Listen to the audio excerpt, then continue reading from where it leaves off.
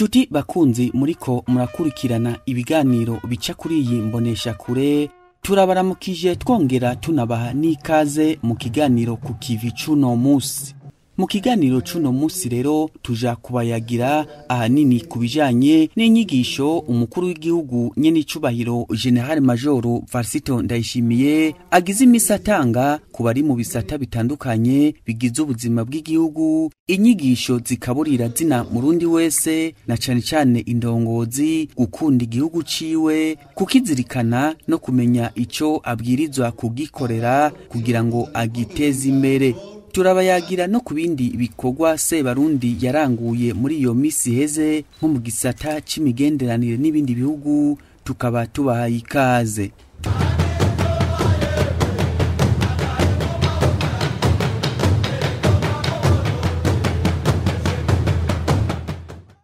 Ku musi wa mbere igenekerezo rya 17 Rusama, umukuru w'igihugu Nyenicubahiro Nyayishimiye Varsito Ndayishimiye yazindukiye mu ntara ya Bururi, aho yatanze inyigisho zo kuzirikana igihugu kubijanye n'intwari bereye, kubajejwe intwaro, abarongoye ibisata bitandukanye, abatowe, abigenga, abari mu mashengero hamwe n'izindi ndongozi zivuka muri iyo ntara. Muri izo nyigisho Sebarundi yarabasiguriye ingene babwirizwa kwifata kugira ngo babe indongozi nyakuri, kuba abavyeyi no gusukurira abenegihugu. Abarongozi nibemere koko bagiye imbere y'abenegihugu bo mu Burundi bwose, si abenegihugu bo mu ntari canke n'abenegihugu bo mu Burundi bwose. Hanyuma abenegihugu ikintu ndabasaba ni kimwe rero, urukundo nico kintu cyambere gikomeye. Urukundo, kwiyumvamwo umurundi mwene wabo. Aho wicaye ukavuga uti ivyo vyakahise ntavuga ngo kuko urumva baraturoze. Naco ndavyite gute mu gifaransa, so formate. Twiformate tube mu muzirikanye w'umurundi. Hanyuma duce tubona ko umurundi ari mwene wacu. Dukundane, dutezanye imbere, dukorere hamwe, dukorere igihugu. Ico cyonyene nico cyambere gikomeye cyane, aho umuntu avuga ati mu kugira nge ntegerezwa kuba nakoze. Umwene gihugu abindongoza bende kugira urye ube wakoze. Uvuga uti je uno munsi ku munsi ukavuga uti nakoze iki uno munsi. Igihe cyo kwivyukiranya nta ukuvyura ni wewe nyene wivyura. Twivyukiranye abari baradutweze baze basaga twarahindutse tutakiba abandi. Bati none abandi b'abarundi twari tuzi, hamwe bose bazovuga ko nyene abandi b'abarundi twari tuzi, mumenye ko ingeso y'urugo itubaka urundi. Twivyukiranye twebwe nyene tuba abarundi bashasha, tuvemwo rero ikintu gikomeye kizotuma duha iteka uburundi bwacu. Abarundi tugarukana iyo shusho y'abarundi bakunda igihugu cabo, bumva ko abarundi batemera kumaduka ku gihugu cabo. Nyenicubahiro umukuru w'igihugu akaba kandi anegura ingendo mbi yo kwikunda y'abarongozi bamwe bakora bikorera ha gukorera abenegihugu. Yasabye abarundi bose kugira urunani mu kudoma urutoke ku karenganyo akariko kose n'isesagurwa ry'itunga rusangi. Umukuru w'igihugu Nyenicubahiro Nyayishimiye Varsito Ndayishimiye akaba yarakiriye ibibazo bitandukanye by'abavuka ntara ba Bururi, aho bose bemeranije ko ugusubiza hamwe nyakuri ariko nkingi y'iterambere rirama. Sebarundi akaba yasavye abarundi kumva ko kahise kabi k'amacakubiri kasinzikaje Uburundi n'abarundi arako kuranduranwa n'imizi. Tumukurikire. Twebwe turabarundi tuvuge tuti ibi ivyabaye nibi 1 2 3. Ubu rero umwasi wacu nibijya. Rega burya ikintu mutaramenya. Burya n'inkozi y'ikibira ashaka gukora ikibi kubera imvo zinyuranye. Ubwa mbere ashaka gukora ikibi kubera iterabwoba ry'umushefu nk'akarorero. Ubwa kabiri urashobora gukora ikibi kubera umutima warahutse. Urashobora kuhahamira amaronko nkuko kwa Sawuli ukavuga uti ndabitwara bijya, kugira ndabitware akwiye kuba atariho. Urumva umutima wawe waragurutse kubera umwina wo kuronka ivyiwe wiwe gwawe, ko rero ugize bakwe hakaba ta uri kora mutabara, reka ngende ndabitware. n'ubundi nawe rero ari ube gito bw'akame. None muri abo bahutu n'abatutsi abo barundi babikoze watakande kwaza kubicabona ciwe nyene. Nicyo kintu ca mbere burya utegerezwa kubona, tuvyumve kumwe ivyabaye vyarabaye, mugabo kirazira ko ivyo vyabaye bica bisubira kutucamwe imice ngo dusubire twicare duca twugukiki. Kare rero kubera vyambigwa na hamwe hejuru nababwiye kugira dusubize hamwe no kubaza kumanura byose bikaba vyabenegihugu tukabisasa ku meza. Hanyuma rero duce tuvuga tuti bijya vyabaye ababigize ntempo babigize gute kugira ati tutse nkuko nababwiye yuko nza ndiga abami Imana ingene yagiye arabahana kugira nanje sinze mpave nkora nk'ivyo vyatumye bahanwa. Natwe duca twiga tuti mbega iyo shetani yabafatiye hehe? Yabafatiye ku marongo, yabafatiye kuri iki? Twese turi abarundi tubirabira hamwe gacha tuvuga tuti nta bantu barimwo, twese tukavuga tuti nta bantu barimwo. Mu kuvurana rero ubwa mbere ico gihe wewe wabikoze ujya bikorewe arumva ko aremurutse kuko twese tubonye ko bwari bugesera, araremurutse ku mutima ati basi ko bimenyekanye ni sawa, jewe ndi victime birabonetse. Hanyuma uwabikoze nawe wa mu victime nawe avuga ati ntirigasubire, nawe agaca kuvura kuko nawe aguha icyizere ko atazokwihora. Kuko urumva kuvuga gusa yuko ngwego ngurumva waragiriwe nabi, ujya nawe yagiriwe nabi ushobora kwiyumvira uti mbega ntazoca anyihora. No kuvuga yuko nawe acavura wa wundi, twese tugaca twitwa abarundi, twese dusangiye ivyago kuko twahomvye abarundi. Muga tukazovuga ko twahomvye abahutu caye batutsi, n'ubundi turasubiye mu ngorane, twahomvye abarundi. Hanyuma rero abarundi tugaca tuja hamwe tugaca tuvuga tuti kuva ubu rero ntiduze dusubire guhomba umurundi n'umwe, umuntu aricwa no gwakaraba. Ico nticoroshe bagabo, ico ni cakindere bavuga bati hamwe bavuga bati kwiniga wewe nyene sofere violence. None mugabo kugira ngo wumve ko ari bisanzwe, none umuntu wabacagaruka icambere umuntu wabacagaruka. Ikindi naco hari ikintu kibi, ikintu citwa kujyanira, aho nk'umwana agagira akiteka kumenga bo mwihora ku gicumuro c'umuvyeyi wiwe. Ntibibaho mu gihugu c'amategeko, nta mwana ashobora guhanirwa icyaha c'umuvyeyi wiwe, ntibibaho. Ivyo byose tukabimenya, twese tukamenya tuti igihugu bukiri mu mategeko, kigendera ku mategeko, turazi ko atawuhanirwa icyaha c'uwundi. None ubu ntimubona yuko hari abantu bavuga bati oya bijya bintu bwari bugesera byagenze uko umwe wese akagira icyo bivuzeko. Iki kintu kirakomeye cyane. Nko ngahi Bururi haheruka ntuze severe imaze iminsi hakorera, ndazi ko abantu benshi baratuntuye mu mutima, bamwe barahahamutse. Mugare n'icyantangaje baba bahutu baba batutsi bose imitima iri mu kirere hahamutse. Kubera iki? Nivyo bintu vyabaye biteye ubwoba, vyari vyarahishijwe, ubibonye nawe gutera ubwoba urajugumira, ubundi akajugumira mbega himwe baza kuvuga kwiki, mbega baza kuvuga ugaca rero wumva ubwoba. Aha rero nitwe bwarundi ruca tuvurana, kandi kuvurana ni bitubera ingorane za twese, nta kindi tutemeye ko ziba ingorane za twese, zikaba ingorane zumwe tuguma dutandukana. Aha rero ikintu gikomeye cyane, abenegihugu tubanze twumve ko Burundi n'abenegihugu turi itunga rusangi, twese umwe wese afise ico amariye uwundi. Hanyuma twese twagirize kahise kabi, mugabo duce tumenya ko kahise kabi katadufunga, duca twiyubakira Burundi bwiza, aho baba ababikoze babana babo babe bande, twese tuvuga tuti Uburundi ni gwacu, ntaho dushirana, tugenda twese turi kumwe. Mu gihe rero hazohari indongozi nziza, ndazi yuko ubumwe buzabaye.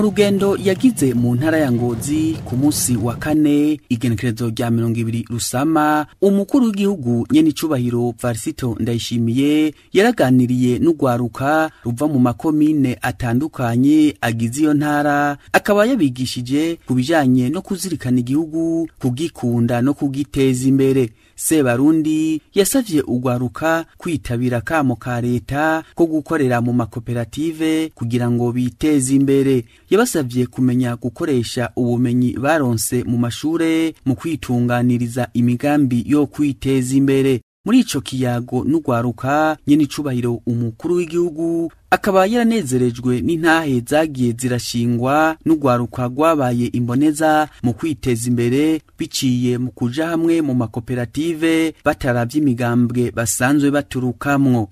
Koperative yitwa CJD, Coopérative des Jeunes Unis pour le Développement Intégral, igizwe n'imigambwe ndwi yakorera mu ntara ya Ngozi gushika mu kwezi kwa mbere kwa 2020.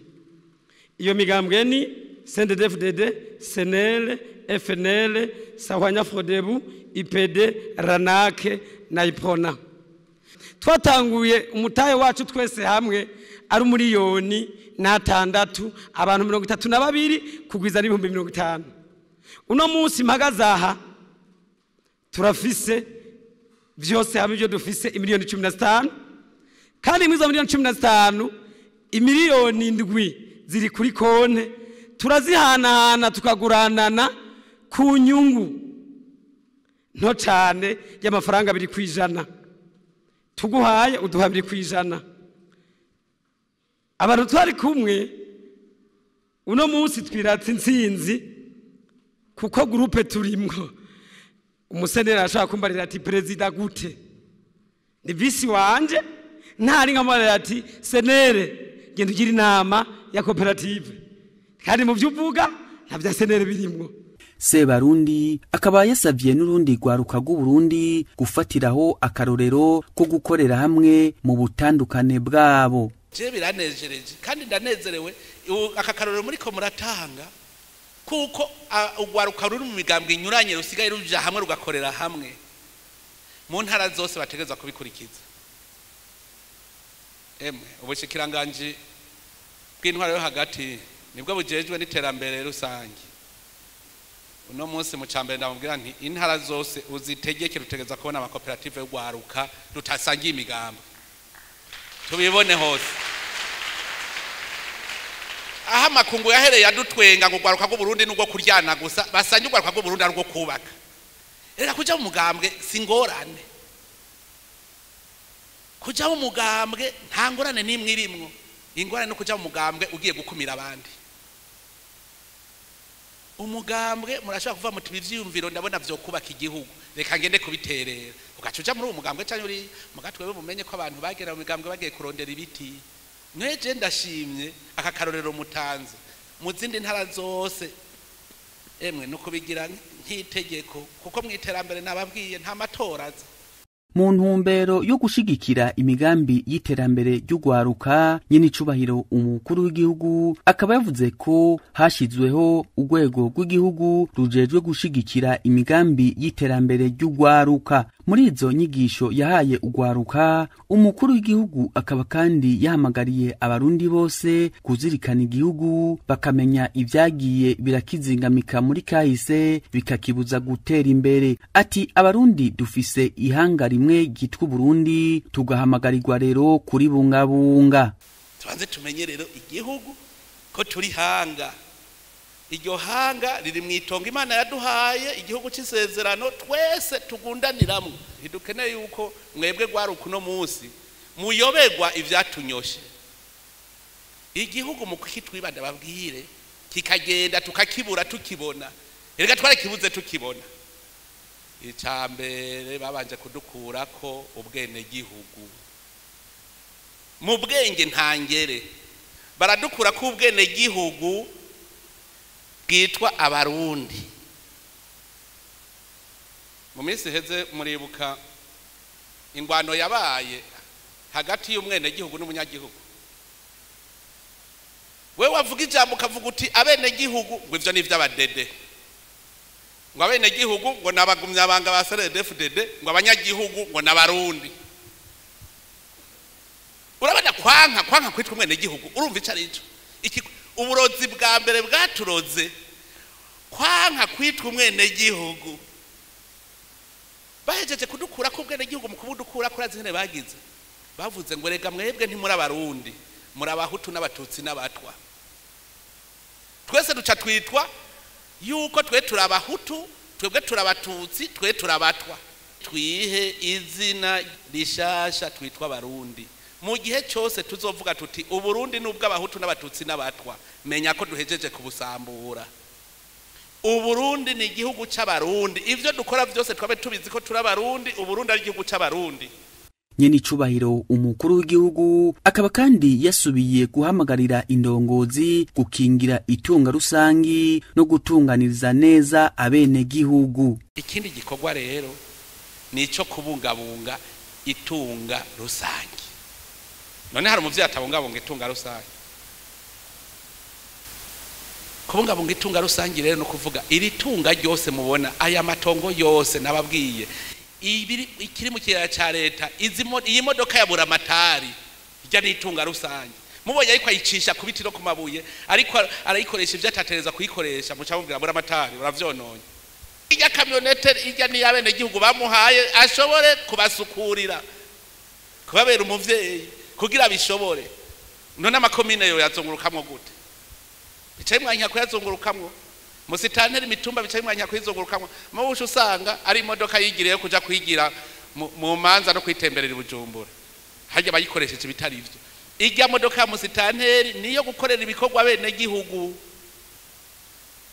Mugare rero muzi gitwengeje ugiye nko mu bucamanza bakubwira ngo urumva ngo muri ya komine nivyo ngo hari imanza zitaraja mu ngiro ngo kubera ngo twarabuze imodoka idushikanayo.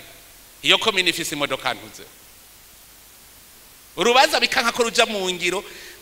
Musitanteri arafise umunsi wo kwakira bene gihugu abakirira ku ikomine. Uwo munsi nayo modoka naca ya affect acavuga ati iyi modoka rero wecu uge dutore babacamanza baheze gukora gwa rubanza barushire mu ngiro hanyuma ico batahana hanyuma imodoka ikigaruka nza kuheza akazi imodoka yagarutse. Nijya tuba tuva tuti ntagire unyonora ntagire ugigiture ntagire igiture gitera amarira mu bantu baje kiratera ubukene giture ndababwire. Ni mu ntara ya Karusi banyiganiye neza naricaranye n'abene gihugu barambwira bati ubukene dufise tubutewe n'ubucamanza ngo kugira uronke urubanza ubanza kugurisha impene. Wumvise ingene umucamanza uramuhemba kuko ahembwa mu mahera yawe akongera kugira cy'urubanza ugacugurisha impene ubu mworo ukaba umworo neza kubera igiturire. Nyenicubahiro umukuru w'igihugu akaba yasabye zina murundi wese gukoresha ubwenge Imana yamuhaye mu kubungabunga ubutunzi kama bw'igihugu. Ati Burundi Imana yabuhezagije ubutunzi kama butari buke abenegihugu bakabwirizwa rero kubutunganya neza kugira ngo butere imbere. Inyuma y'izo nyigisho kugwaruka umukuru w'igihugu Nyenicubahiro Nyayishimiye yararorereye urukino rw'umupira w'amaguru kuri stade Urukundo yibuye muri iyo ntara nyene ya Ngozi. Urukino rwahuje imigwi Aigle Noir yo mu ntara ya Makamba n'umugwi Message Ngozi. Urukino rwarangiye atamugwi utsinze uwundi.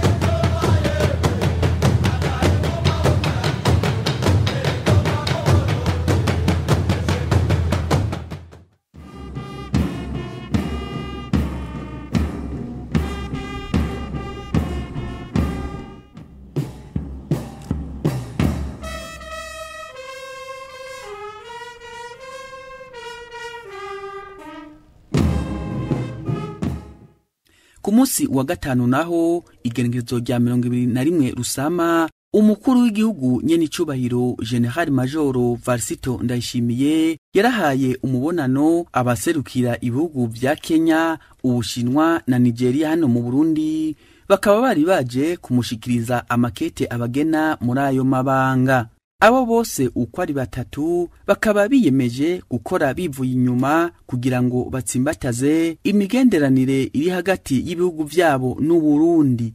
Evrine Butoyi ni umuvugizi w'umukuru w'igihugu. Bari baje kumushikiriza amakete abagena muri ayo mabanga yo guserukira ibihugu vyabo ngaha mu gihugu cacu Burundi.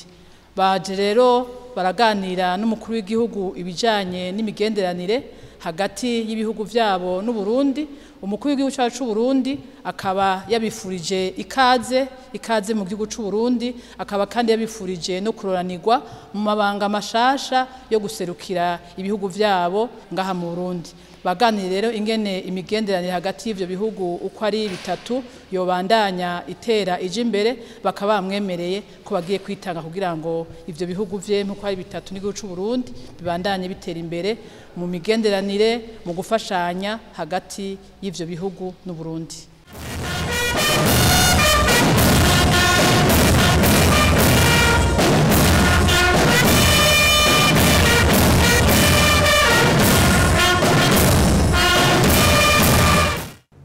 Kuri uyo musi nyene wa gatanu inyuma y'umutaga, umushikiranganji mushasha ajejwe ubudandaji, gutwara abantu n'ibintu, amahinguriro n'ingenzi, umupfasoni Kapitoline Nyenicubahiro niho yararamutse arahira imbere y'Imana mushobora vyose, imbere y'umukuru w'igihugu, hamwe rero n'imbere y'inama nshingamateka na nkenguzamateka. Ibirori bikaba vyabereye mu ngoro y'amakoraniro yo mu Kigobe.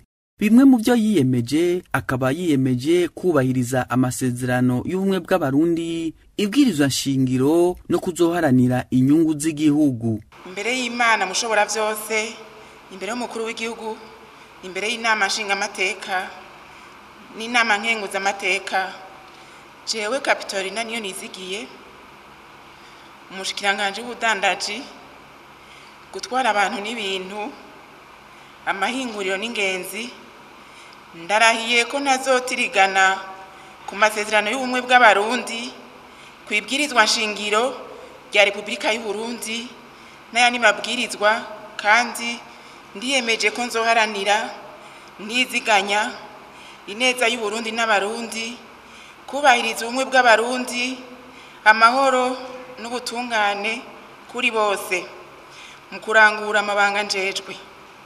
Ndiyemeje kugwanya ivyiyumviro n'ingendo z'ihonyabwoko no gukumirana, guharanira no guteza imbere agateka kazina muntu n'akabenegihugu bose.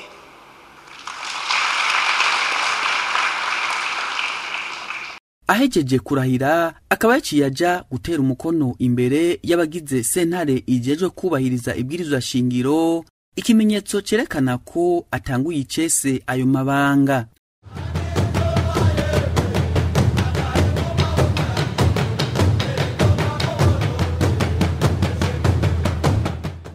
Mu gisata c'uburimyi n'ubworozi naho, mu gitondo co ku musi wa gatandatu igenekerezo rya 22 Rusama, umukuru w'igihugu ari kumwe n'umuryango wiwe yazindukiye ku mutumba Mpehe, zone Bugarama muri komine n'intara ya Muramvya, mu gikorwa co gusarura umurima w'ibigori, aho bimbuye itoni zigera ku 8 z'ibigori. Sebarundi akaba yahamagariye abarundi kwijukira uburimyi kugira ngo bagwize umwimbu. Nta urima aho yarimwe. Burya uwo murima vyaruteye ubwoba igihe ibihe vyatubera bibi hakagura ubura. Ico gihe twari tuzi ko ataco tuzokuramwo, ariko uduce tubona yuko bwabundi atawurima aho yarimwe. Nivyo vyiza rero, umuntu namenye yuko gukura amaboko mu mutwe ni vyiza. Urabona aho wakoreye ibibi impfa gusa, kandi ciye mbona yuko nahora nja kugura n'ivyo kurya vy'ibitungwa, ubu nzokuramwo ivyo kurya vy'ibitungwa ibindi shore. Urumva yuko rero ari inyungu ikomeye cyane. Rero nagira mfata akanya mpimirize n'ubundi abenegihugu kurima, ntagire umuntu ari amaboko. Ihinguriro rya mbere ridahomba n'uburimyi. Turime twese, twimbure tugire umusesekara tuwushore, hanyuma tuheze twikenure mu vyo tudafise. Mu gihe twimirije igihe co muci, Sebarundi akaba yasavye abarundi gushishikara barima, bijukire kuvomera imirima, anasaba umuryango wose kugira akarima k'imboga. Ubu rero tujya twegereza igihe cici, hariho abantu bazi yuko muci kizira kurima. je ndiko ndaraba dufise imyonga myinshi dufise amazi menshi nta muntu n'umwe avoma ku birometero 2 kubera ivyo rero birumvikana yuko uvomye ingunguru y'amazi ku munsi urashobora kugira umurima munini muhiri wawe nico nagomba kumiriza abantu bose yuko irici hatogira n'umwe atogira akarima kiwe azoshobora gusarura. Kuri uyo mutumba nyene umukuru w'igihugu Nyenicubahiro Varisito Ndayishimiye akaba anaharangurira n'umugambi wo kurima ivyamwa vy'amatunda ku buringanire bungana na hegitari 2 uyo murima ukabuteye igomwe bakaba biteze umwimbu ushimishije ushobora kuzoshika ku matoni 5 ku ndwi.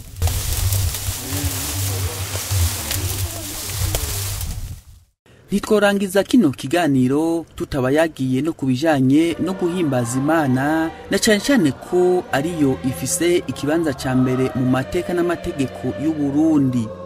Ku munsi w'Imana rero igenekerezo rya 22 Rusama umukuru w'igihugu Nyenicubahiro Varisito Ndayishimiye n'umuryango wiwe bakaba barifatikanije n'abakristu ba Paroisse Mikaheli Mweranda iri mu gisagara ca Bujumbura mu nkuka ya misa yo guhimbaza umunsi mukuru wa Pentekoti, umunsi wibutsa aho mutima Mweranda yaza kubatumwa. Iyo nkuka ya misa ikaba yaherejwe na musenyeri wa diocese nkuru ya Bujumbura Gerevazi Banshimiye ubusa. Kuri uyo munsi bakaba bari baramutse batanga isakaramentu ryo gukomezwa muri mutima Mweranda kugwaruka rutari ruke, hakaba harimwo mbere n'umwana wa Nyenicubahiro umukuru w'igihugu.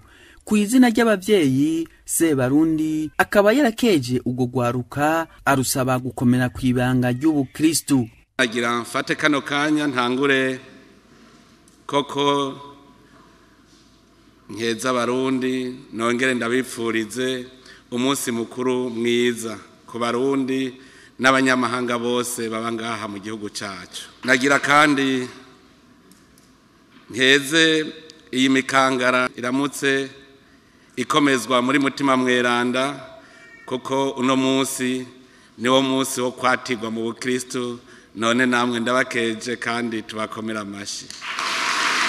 Kumwe n'ivyo nagira nce kw'izina ry'abavyeyi dukengurukire cyane mwebwe abihebeye Imana, mwebwe mwese mwafashije mu kwigisha rugwaruka rwacu murutegura kugira ngo uyu munsi uzushike urwaruka rwacu koko ruzi ivyo rujya ruronke, ruzi n'intahe rugiye gushingira Kristo mu Burundi ndetse no mu makungu aho bazoba bari hose. Umukuru w'igihugu Nyenicubahiro Varisito Ndayishimiye akaba kandi kuri uyo munsi mukuru wa Pentekoti yasabye abarundi kwakira mutima Mweranda kugira ngo abafashe na cyane muri bino bihe byo gusubiza hamwe no kurekuriranira. Mu Burundi turi mu bihe turiko turasubiza hamwe, turi mu kiringo cyo gusubiza hamwe no kurekuriranira. Turavye rero ibibi twakoraniye muri iki gihugu cacu bisaba koko ko mutima Mweranda dufasha tugakomera mu mutima. Twese hamwe abarundi twumve yuko uyu munsi arakaryo kuko abarundi twese two kugurura imitima mutima Mweranda akatujamwo akadukomeza tukagira umutima koko wo kwakira izo ngorane twagize, tugaca tugira umutima wo kugiriranira imbabazi kigongwe, tugaca dusaba rero mutima Mweranda dukomeze twubake kazoza keza ntiduze dupfe dusubiriye kwiyumvira ivyo bibi.